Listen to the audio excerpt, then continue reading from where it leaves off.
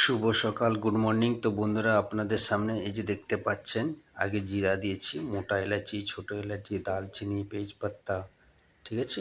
এই তেলের মধ্যে দিয়ে দিবে, তারপর পেঁয়াজ দিয়ে দিবে।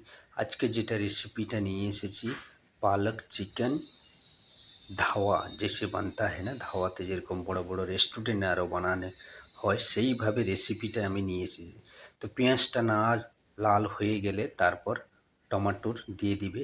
এদিকে পালক আমি রেখেছি, গরম জলে সিদ্ধ করে নেবে। যখন বয়েল করবে তখন চিনি দিয়ে দিবে, অল্প একটু লবণ দিয়ে দিবে।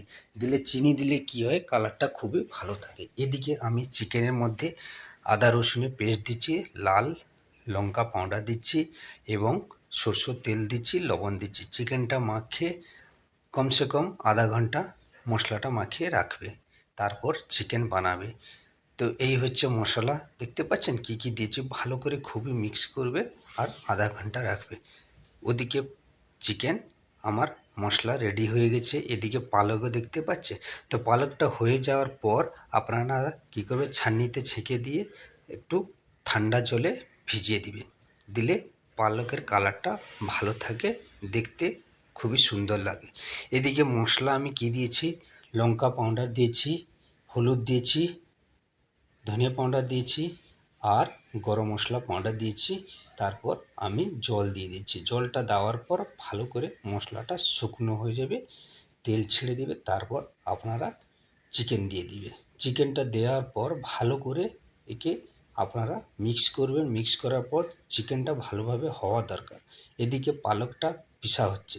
তো পালকটা যখন পিষবে, একদমই বারিক পিষবেন না, দাঁড়া দাঁড়া থাকবে। দেখতে পাচ্ছেন, আমি আপনাদের দেখাচ্ছি, দেখতে পাচ্ছেন মোটা যেরকম থাকে।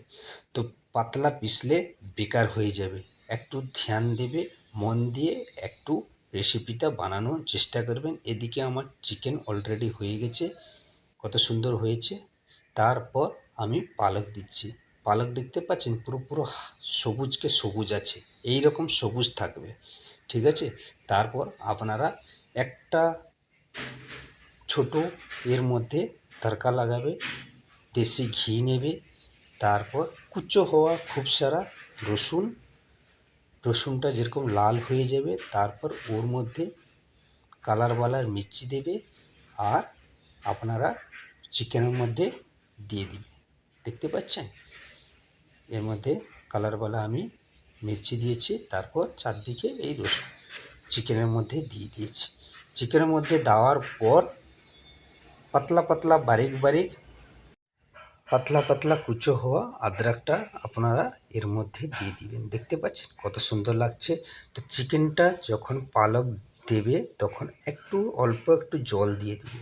দিলে দেখতে ভালো লাগবে এবং বেশি পাতলাও হবে না, বেশি গাঢ়ও হবে না। আমি খেয়ে আপনাদের টেস্ট করছি। আপনারা তন্দুরি রুটি বাড়িতে বানিয়ে নেবেন, খুবই সুন্দর তন্দুর রুটি দিয়ে আপনারা চিকেন খাবেন। পালক চিকেন খুবই টেস্টি লাগবে বাটার লাগিয়ে, এত সুন্দর টেস্টি খাবার আপনারা।